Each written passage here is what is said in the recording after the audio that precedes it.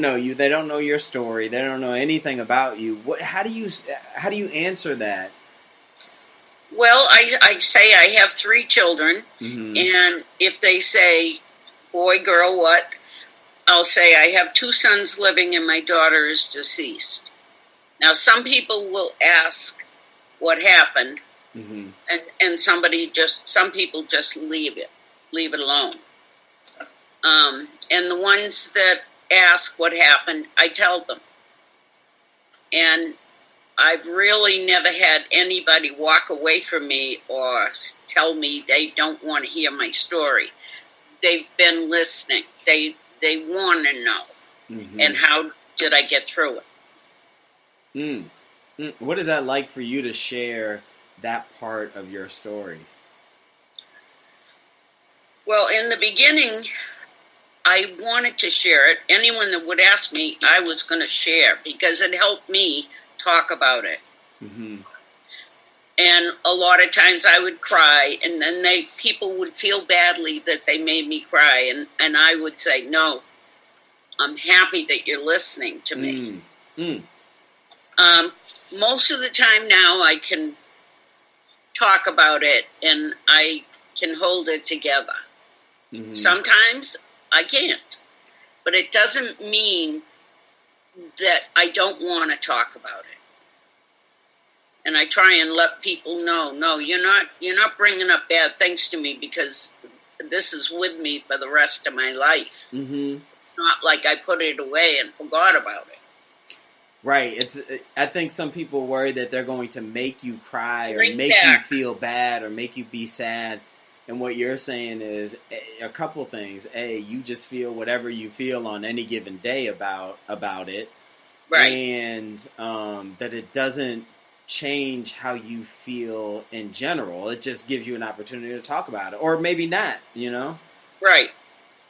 Right. But I don't know. I guess it kind of makes me feel good when people do ask. And especially all the friends you all have had, and people still tell me how much they miss Nikki. That is so important.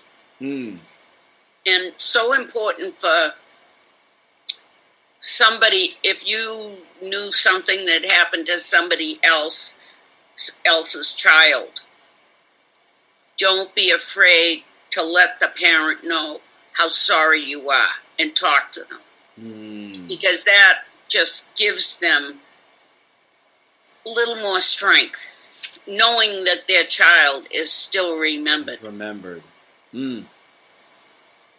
So part of your then advice that you would give to people not dealing with the loss themselves, but talking to somebody who may talk to somebody who has lost a loved one, is to ask.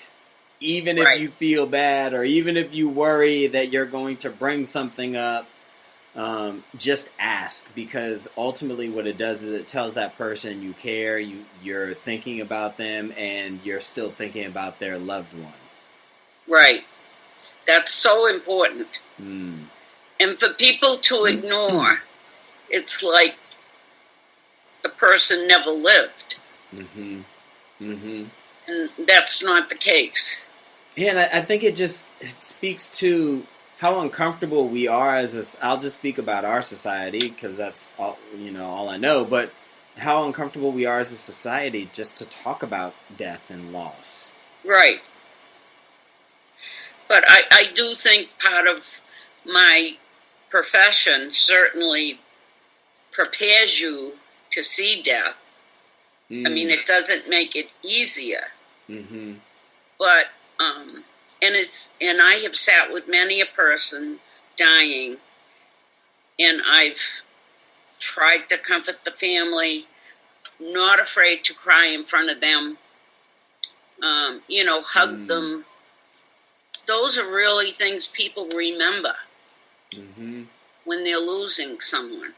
Wow, so just being present with them, and being vulnerable with them, like crying in front of them, and right, and you don't have to say anything. Mm. Um, I think that really is, because I was going to ask you next about the end, and the nowness and the being present. And I honestly, like, that was a perfect example of what it means to, whether it's your own loss or somebody else's, like, but just being present with them. And if that means it brings tears to your eyes or, it's okay. Right. Oh, you always do this teary. To me. Yeah. I know. Y'all, she has like this special power over me where she just knows how to bring out the tears. So, no, well, I got them you don't too. make anything happen. It happens. No, it's important for people to see that we are all vulnerable. Mm-hmm. And there's nothing wrong with crying. Right. Well, very important. And even with time passing, like, that's the one thing that I hear a lot from people is, well, so many years has passed, I should be over it. I should be good. I should be fine. I said, what does being over it even mean for you? And so, like, for instance, we're coming up on the 26th anniversary of losing Nikki. And some people might say 26 years have passed, like, so, and they say that time makes things better. Tell me what your thoughts are about that. And I don't know if it's time so much that makes things better, but I think it's how you have healed and where you're at in your life that it's easier to deal with the loss. I think probably for 10 years after Nikki died, there were things that went on in our lives, and I don't even remember them happening. Mm-hmm. I think I walked in a shadow. And, but then I could almost feel like when I came out of that fog, that I started to feel things more. Was it like a defining moment, or was it just a gradual process? Definitely gradual. But it's, I mean, I love life, and I have a lot of happiness in my life when I see you kids and my grandkids. Those are the things that are important to me. Mm-hmm. I also look at flowers. I always loved flowers. But they're like a mystery. Here's this beautiful thing growing in the middle of somewhere. How'd it get there? You see a lot of wildflowers as you drive around the country. Mm-hmm. How'd they get there? Right. Just simple things. I love that. Yeah, just looking at life and looking at the beauty in life around you. I think that it goes back to what you were saying is, how can I even, in this tough day, find one thing that I can just appreciate, whether it's the sunrise or the sunset or a wildflower or... Exactly. Yeah.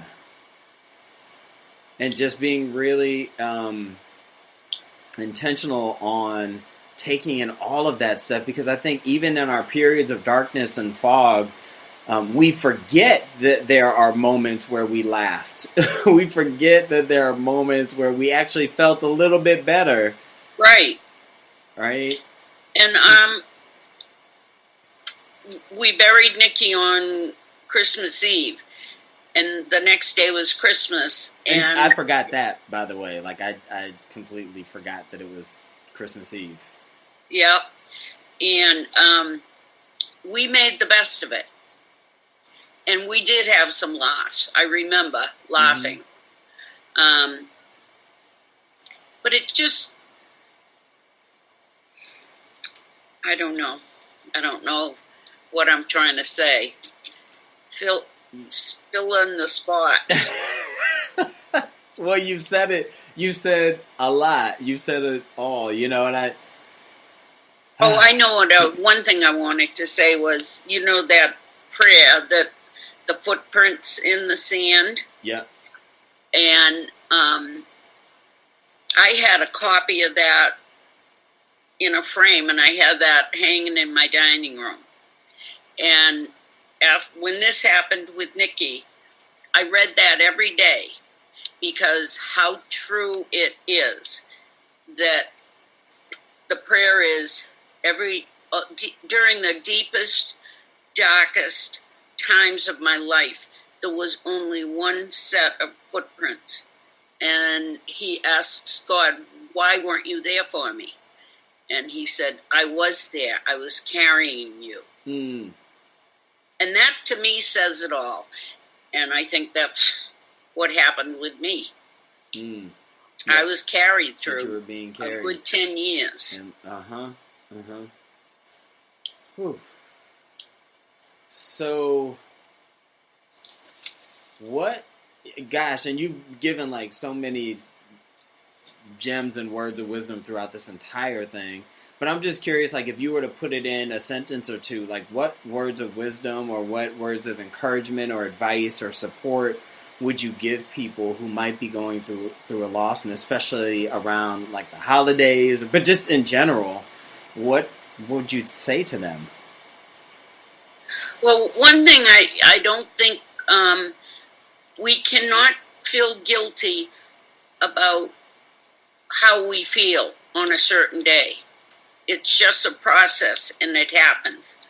I mean, sometimes around Nikki's birthday, before I get to it, I'll just feel down in the dumps, and then it will dawn on me, her birthday. Mm-hmm. And I just give myself permission to feel that way and not feel guilty about it. I'll tell you one thing, I do not like the word closure, because no door has closed. There's no closure, because it's always there. Mm-hmm. Something might happen that gives you a little bit more hope, but it's not closure. And I know when the trial was over, I thought maybe I'd feel better, but I felt empty again because I had no purpose. So you had to re-find your purpose. Right. Yep.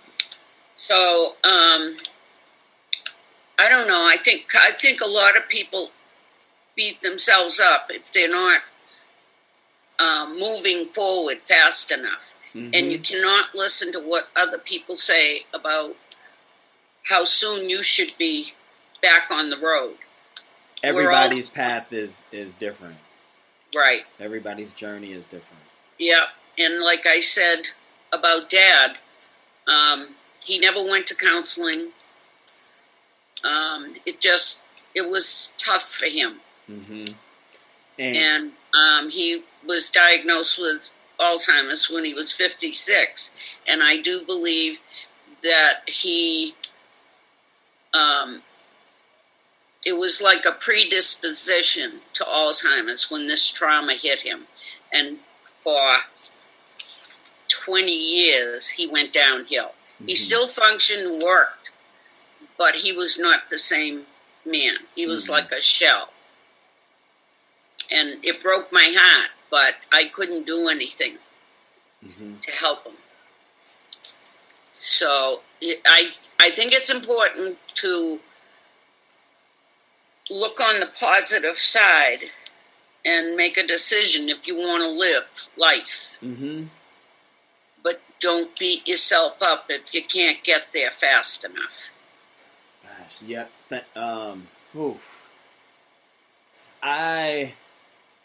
Yes, I'm going to say yes to all of that.